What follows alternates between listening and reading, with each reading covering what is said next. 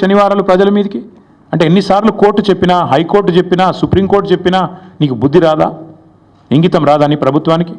అక్కడ పులులు లేవు, జింకలు లేవు అని పంచ్ డైలాగులు చెప్పడం ఏమింది నాకు అర్థం కాదు. అక్కడ ఏముందో కనీసం ఎప్పుడన్నా పోయినావా నువ్వు? పిల్లలు చెప్తున్నారు ఈరోజు ఫుట్బాల్ ఆడడానికి వచ్చినాడు, భూముల మీద కన్నేసినాడు, ఇప్పుడు మమ్మల్ని ఫుట్బాల్ ఆడుతున్నాడు, మా భూములు గుంజుకుంటున్నాడు అని పిల్లలు చెప్తా ఉన్నారు. నేనేమంటా ఉన్నా అంటే రేవంత్ రెడ్డి గారిని, ప్రజాపాలన అంటే విద్యార్థుల జుట్టు లాగడం, ఆడపిల్లల బట్టలు చింపడం, ఒక న్యాయం కోసం వాళ్ళ పాపం వాళ్ళు ఒక ఇంచు భూమి వాళ్ళదా, ప్రైవేట్ భూమి ఏమన్నా? ప్రజల కోసం, హైదరాబాద్ భవిష్యత్తు కోసం వాళ్ళు కొట్లాడుతున్నారు. అక్కడ చదువుకునే పిల్లల్లో 70-75% మంది పిల్లలు మన రాష్ట్రం వాళ్ళు కూడా కాదు. వాళ్ళ పాపం వివిధ రాష్ట్రాల నుంచి వచ్చి 2-3 ఏళ్ళు ఇక్కడ చదువుకొని 4-5 ఏళ్ళు చదువుకొని పిహెచ్డీ చేసే వాళ్ళు అయితే వెళ్ళిపోతారు వాళ్ళు. కానీ వాళ్ళకి హైదరాబాద్లో ఉన్న ప్రేమ మీద నీకు అరపైసా ఉందా, అనుమాత్రం ఉందా? వాళ్ళు హైదరాబాద్ కోసం వాళ్ళు పోరాడుతుంటే, హైదరాబాద్ భవిష్యత్ తరాల కోసం వాళ్ళు కొట్లాడుతుంటే కనీసం నువ్వు ముఖ్యమంత్రివి, 4 కోట్ల మందికి ప్రతినిధివి అన్న ఇంగితం నీకుందా? సిగ్గనిపిస్తలేదా? కనీసం డబ్బు కోసం ఇంత దిగజారాలా, ఇంత తప్పుడు పనులు చేయాలా? నేను జగదీష్ రెడ్డి గారు చెప్పారు, నేను మళ్ళీ చెప్తున్నా, 14,000 ఎకరాలు మేము హైదరాబాద్ ఫార్మాసిటీ కోసం సేకరించాం. ఎస్, మాకు కూడా ప్రతిఘటన ఎదురైంది, మాకు కూడా ఇబ్బందులు అయినాయి. ఒప్పించి మెప్పించి మొత్తానికి కోర్టు కూడా అన్ని సరైన వివరాలు సమర్పించి మేము ministry of environment forest clearance తెచ్చి అన్ని చేసి 14,000 ఎకరాలు హైదరాబాద్ ఫార్మాసిటీ అని చెప్పి ఒక గ్రీన్ ఫార్మాసిటీ కడతామని చెప్పి మేము సేకరించాం. ఇవాళ నువ్వు దాన్ని 4th సిటీయో 420 సిటీయో కడుతున్నావు నువ్వు అక్కడ. నేను అడుగుతున్నా, మరి అక్కడ 14,000 ఎకరాలు నీ చేతిలో ఉన్నప్పుడు, మేము వడ్డిచ్చిన విస్తరలాగా నీ చేతిలో పెట్టినప్పుడు ఈ 400 ఎకరాల మీద ఎందుకు పడ్డావు? అక్కడ 14,000 ఎకరాల్లో కట్టచ్చు కదా. నువ్వు కట్టే ఐటీ పార్కులు, నువ్వు కట్టబోయే ఏఐ సిటీ, నువ్వు కట్టబోయే ఫ్యూచర్ సిటీ కోసం 14,000 ఎకరాలు పెట్టుకొని ఇక్కడ ప్రజెంట్ సిటీని ఎందుకు ఖరాబ్ చేస్తున్నావు? ఉన్నదే అక్కడ లంగ్ స్పేస్ ఇది ఒకటి, 2,500 ఎకరాలు ఏదైతే అక్కడ హెచ్సియు చుట్టూ ఉందో ఆ పశ్చిమ హైదరాబాద్లో ఉన్న ఒకే ఒక లంగ్ స్పేస్ అది. దాన్ని ఎందుకు ఖరాబ్ చేస్తున్నామని కదా ప్రజలు అడిగేది. దాన్ని ఎందుకు ఖరాబ్ చేస్తున్నామని కదా పిల్లలు కొట్లాడేది. అక్కడ ఉండే జంతువులకు నోరు లేదు, నీ మంత్రులకు లేదా, నీ ఎమ్మెల్యేలకు లేదా? కనీసం ఒక్కరు మాట్లాడుతున్నారా? ఒక్కరికన్నా కనీసం బాధ అనిపిస్తలేదా? నెమళ్ళు అరుస్తుంటే, ఆ పశువులు పక్షులు గోల చేస్తుంటే, మా గూడు జరగొట్టద్దని ఏడుస్తుంటే ఒక్కళ్ళకు కూడా మానవత్వం ఉన్నవాడికి దేశం మొత్తం వినబడుతుంది, కానీ మీకు వినబట్టలేదా? అందుకే నేను రేవంత్ రెడ్డి గారికి చెప్పేది, పిల్లలు అడుగుతున్నారాడా, ఏ యూనివర్సిటీ హే, రియల్ ఎస్టేట్ నహి అని చెప్పి నినాదాలు ఇస్తున్నారు. ఇక మళ్ళీ దాని మీద ప్రెస్ మీట్లు, ఇష్టం వచ్చినట్టు తిట్లు, మేము అవన్నీ చెప్పడానికి నేను రాలేదు. నేను ఇవాళ సూటిగా స్పష్టంగా ఒకటే విషయం చెప్తా ఉన్నా, మళ్ళీ మమ్మల్ని ఎవరు కూడా తప్పు పట్టవద్దని చెప్పి కూడా కోరుతా ఉన్నా. మేము మా పార్టీలో కూడా పెద్దలు కేసీఆర్ గారు నిన్న మొన్న మా పార్టీ సమావేశాలు జరుగుతూ ఉన్నాయి జిల్లాల వారీగా. అక్కడ కొంతమంది ముఖ్యుల్ని కేసీఆర్ గారు పిలిపించారు. హైదరాబాద్ సంబంధించి, రంగారెడ్డి జిల్లా సంబంధించి, రాష్ట్రానికి సంబంధించి ముఖ్యులను పిలిచారు. పిలిచి మరి ఇట్లా పిల్లలు ఆందోళన చేస్తున్నారు, మనం ఏం చేద్దాం, ఏం స్టాండ్ తీసుకుంటే బాగుంటుంది అని చెప్పి పార్టీలో కూడా కేసీఆర్ గారు చర్చించారు. చర్చించిన తర్వాత మేమందరం ఒక నిర్ణయం తీసుకున్నాం. ఆ నిర్ణయాన్ని చెప్పడానికే ప్రత్యేకంగా ఈరోజు ఈ ప్రెస్ మీట్ పెట్టడం జరిగింది. మేము అనుకున్నది ఏంటి అంటే, హైదరాబాద్లో ఈరోజు కాదు, మీరు ఒక్కసారి మా ట్రాక్ రికార్డ్ చూస్తే కూడా, మేమేదో కొత్తగా ఇవాళ పర్యావరణ ప్రేమికులు కాలేదు, కొత్తగా మేమేమి మాట్లాడడం లేదు. హైదరాబాద్కి మా ప్రభుత్వం ఉన్నప్పుడు మేము చేసిన ఎఫర్ట్స్ వల్ల ప్రపంచంలో ప్యారిస్, బొగోటా లాంటి నగరాలను తలదన్ని గ్రీన్ సిటీ అవార్డు కూడా 2022లో మన ప్రభుత్వం ఆనాడు హైదరాబాద్ సిటీకి సాధించి పెట్టింది. హరిత విప్లవాన్ని సృష్టించింది తెలంగాణ అని చెప్పి ఆనాడు జాతీయ అంతర్జాతీయ media green revolution mission Kakatiya అనండి, హరితహారం లాంటి కార్యక్రమం నుండి దానివల్ల అద్భుతాలు సృష్టించిన తెలంగాణ అని చెప్పి మరి ఆనాడు జాతీయ అంతర్జాతీయ సంస్థలు రాశాయి. ఇది మీ ప్రభుత్వ రిపోర్టే, మాది కాదు. 7.7% గ్రీన్ కవర్ పెరిగింది కేసీఆర్ గారి ప్రభుత్వంలో అని చెప్పి ఫారెస్ట్ సర్వే ఆఫ్ ఇండియా ఇచ్చిన రిపోర్టు మీ MCRHRD వెబ్సైట్లో ఉంది, ముఖ్యమంత్రి గారు కావాలంటే చూసుకోవచ్చు. 270 కోట్ల మొక్కలు నాటి హరిత విప్లవాన్ని సృష్టించిన ప్రభుత్వం మాది. హైదరాబాద్, కొరియాలో జరిగిన ఒక అంతర్జాతీయ ఈవెంట్లో ప్యారిస్ని, బొగోటాని, మెహికోని వీటన్నిటిని కాదని ఆనాడు అంతర్జాతీయ అవార్డు గెలుచుకున్న సందర్భంగా జాతీయ పత్రికల్లో వచ్చిన వార్తలు. జాతీయ స్థాయిలో forest survey of India Telangana ranks first in the nation in environment conservation forest cover.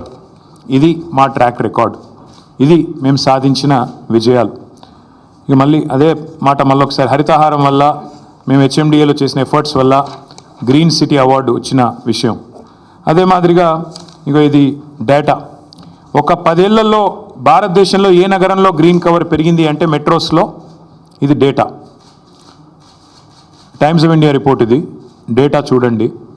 Bombay, Delhi, Chennai, అదేవిధంగా కోల్కతా, బెంగళూరు, హైదరాబాద్ ఇవన్నిటిని కలిపి చూస్తే హైదరాబాద్లో అత్యధికంగా గ్రీన్ కవర్ పెంచింది తెలంగాణ ప్రభుత్వం కేసీఆర్ గారి హయాంలో అని మరి జాతీయ స్థాయిలో వచ్చిన reports.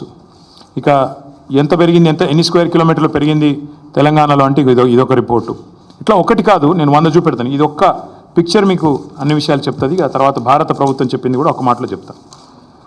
This one picture will speak volumes. భారతదేశంలోని 28 రాష్ట్రాల్లో ఎక్కడ గ్రీన్ కవర్ పెరిగింది అంటే ఇగో this is Telangana and the growth, decadal growth of green cover in Telangana. ఇది భారత ప్రభుత్వం పార్లమెంట్లో ఇచ్చిన రెస్పాన్స్. 2021 జూలై 23 నాడు భారతదేశంలో ఏ సంవత్సరంలో ఎంత పెరిగింది గ్రీన్ కవర్, ఎంత పెరిగింది అడవి అంటే ఇది భారత ప్రభుత్వం 2021లో ఇచ్చిన రిపోర్టు. అత్యధికంగా తెలంగాణ రాష్ట్రంలో పెరిగింది అని పార్లమెంట్లో ఇచ్చిన సమాధానం.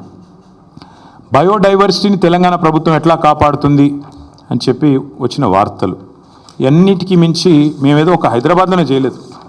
తెలంగాణలో మా ప్రభుత్వం ఉన్నప్పుడు ప్రతి పల్లెలో పల్లె ప్రకృతి వనాలు పెట్టి, చిన్న పల్లె కూడా 19,472 పల్లె ప్రకృతి వనాలు పెట్టింది కేసీఆర్ గారు. మొత్తం 13,657 ఎకరాల్లో పల్లె ప్రకృతి వనాలు పెట్టింది. పల్లెల్లో కూడా పచ్చదనాన్ని పెంచింది మా ప్రభుత్వం. మండల స్థాయిలో 2011 బృహత్ ప్రకృతి వనాలు పెట్టింది. మొత్తం 6,298 ఎకరాల్లో ఆనాడు కేసీఆర్ గారి ప్రభుత్వం. హైదరాబాద్ చుట్టూతా 108 అర్బన్ లంగ్ స్పేసెస్ క్రియేట్ చేసి వాటిల్లో కూడా మరి వేలాది ఎకరాల్లో ప్రజలకు కండ్లకోయ ఆక్సిజన్ పార్క్ కావచ్చు, ఉప్పల్ వైపు కావచ్చు, మీరు ఎటువైపులా పోయినా మొత్తం 108 అర్బన్ లంగ్ స్పేసెస్ క్రియేట్ చేసింది కేసీఆర్ గారి ప్రభుత్వం. అట్లాగే 1,00,000 పైచిలుకు పంచాయతీరాజ్ రహదారుల వెంబడ అవెన్యూ ప్లాంటేషన్ చేయడం జరిగింది. 12,000 కిలోమీటర్ల పైచిలుకు R&B రోడ్ల వెంబడ కూడా మరి మల్టిపుల్ అవెన్యూ ప్లాంటేషన్ చేయడం జరిగింది. ప్రతి ఊర్లో నర్సరీ ఉన్న ఒకే ఒక్క రాష్ట్రం భారతదేశంలో తెలంగాణ. 14,864 నర్సరీలు మున్సిపాలిటీలతో కలిపి, హైదరాబాద్తో కలిపి, ప్రతి ఊరితో కలిపితే దాదాపు 15,000 నర్సరీలు ఉన్న ఒకే ఒక్క రాష్ట్రం తెలంగాణ. 270 కోట్ల మొక్కలు పెట్టిన ఒకే ఒక్క రాష్ట్రం Telangana. That is our commitment. మాకేదో కొత్తగా ఈరోజు ఎన్వైర్న్మెంట్ గురించి మాకు ఎవరి దగ్గర కితాబులు అవసరం లేదు. ఇదంతా ఎందుకు చెప్తా ఉన్నా అంటే we have taken a decision yes a party that 400 acres which this government is eyeing like a real estate broker, ఆ 400 ఎకరాలను ఎట్టి పరిస్థితుల్లో, ఇది కేసీఆర్ గారి మాట, మా పార్టీ మాట, మా పార్టీ తరఫున మేము మాటిస్తున్నాం, 3 ఏళ్లలో మేము ఖచ్చితంగా మళ్ళీ ప్రభుత్వంలోకి వస్తున్నాం. ప్రభుత్వంలోకి వచ్చిన తర్వాత మేము ఆ 400 ఎకరాలని మొత్తం హైదరాబాద్లో, మొత్తం తెలంగాణలోనే అతి పెద్ద ఈకో పార్క్గా ఏర్పాటు చేస్తాము.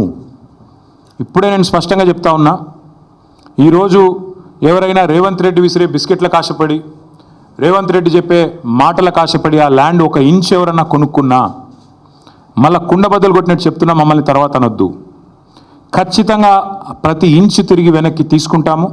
ఒక అద్భుతమైన ఈకో పార్క్, ఎట్లా అయితే ఒక సెంట్రల్ పార్క్ ఉంటుందో మ్యాన్హాటన్లో, ఆ స్థాయిలో ఒక అద్భుతమైన ఈకో పార్కును హైదరాబాద్ ప్రజలకి గిఫ్ట్గా అందిస్తాము.